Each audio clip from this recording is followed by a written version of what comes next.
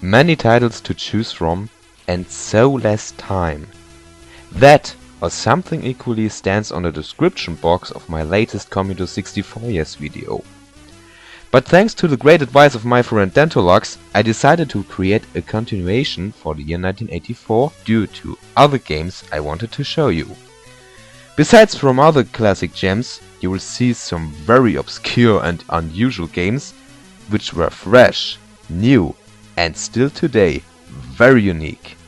This time it's not only a time travel, it's a trip to the minds and thoughts of game developers.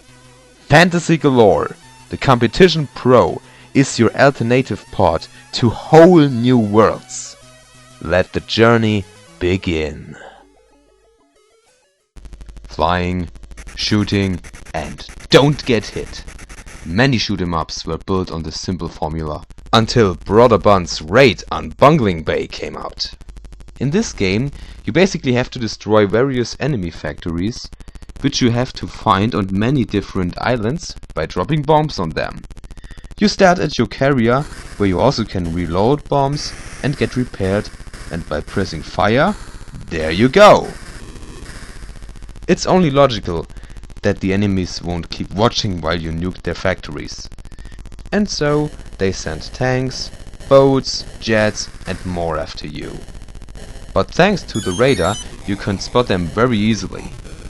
Speaking of easy, the controls should be with pushing forward to fly, you may have guessed it, forward, pulling the stick to fly backwards or to stop, pressing fire to shoot and holding fire to drop bombs, no problem. Some people may think at this point, well, this concept doesn't really sound that new. Games like Time Pilot or Sinister are pretty similar to Rob. Well, it definitely doesn't reinvent the wheel, but in comparison to these two games, many strategic elements will be needed. For example, the order of the factories you have to destroy. Since some islands are smaller than others, and as deeper you proceed into the areas and more enemies attacking you, it is very useful to scout around the level and figuring out how to beat it without getting involved into fights against masses of planes. You also have to keep an eye on the carrier, because the jets and the planes can destroy it. Graphic wise, you cannot much ask for, but the scrolling is incredibly smooth. Except from the helicopter sound, the explosions, shots and the emergency signals, you will not hear much sound effects, but here it works just fine. When you look for a shoot 'em up that gives you a good challenge and fast-paced action with some strategic elements involved, check out Rob, especially because of the ending that I won't spoil here. Just play it and be amazed. Do you people still remember the old Roadrunner cartoons? You know, Wile E. Coyote tried and tried to catch that annoying bird and failed every time.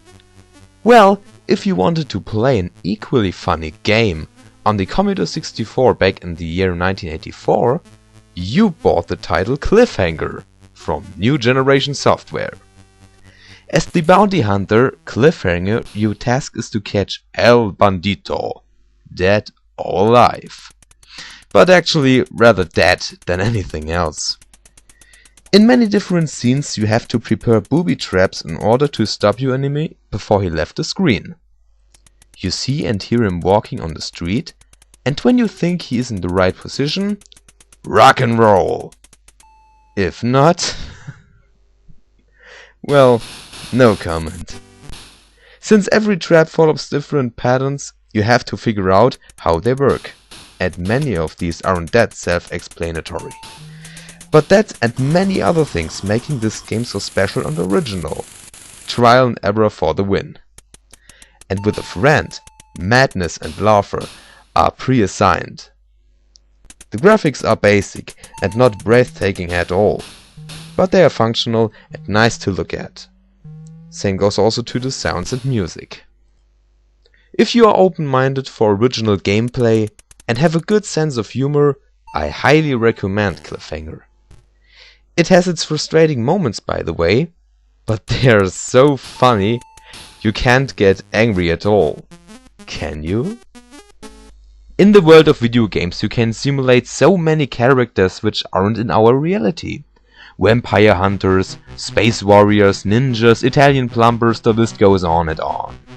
But can you imagine that there was a game back in 1984 where you could play as a janitor? No, not your average janitor. I'm speaking here of Lazy Jones.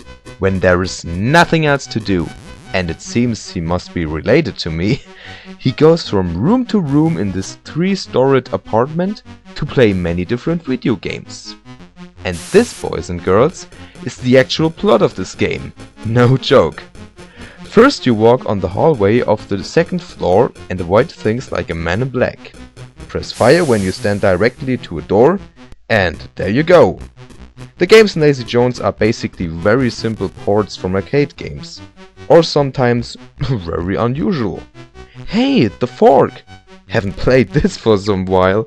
Maybe Midway's planning a polished sequel for the next gen consoles. While you're playing, you hear many songs from the time around 1984. From Fade to Grey to 99 Red Balloons, many songs can be heard. Some rooms also containing beds, toilets and so on. And once you've finished all the rooms, the game starts all over again, but just a little bit faster. Lazy Jones isn't a game, or should I rather say games, you play for hours. But it brings you an excellent 80s feeling. The musics are nice, the games are fun and enjoyable, and the graphics are funny and good animated. Fans of the fast-living 80s culture and varied arcade games should definitely check out Lazy Jones. Or is it a sin to be lazy sometimes? First of all, no, this ain't a B-movie from the 1950s. But I think when Ed Wood would be alive, he would definitely consider to make a movie of the last game for today. Oh well, maybe when Uwe Boll should get his hands on this. But seriously, the sequel to Attack of the Mutant Camels, here Revenge of the Mutant Camels from Jeff Minter and his infamous software house Lamasoft, isn't supposed to be taken serious at all.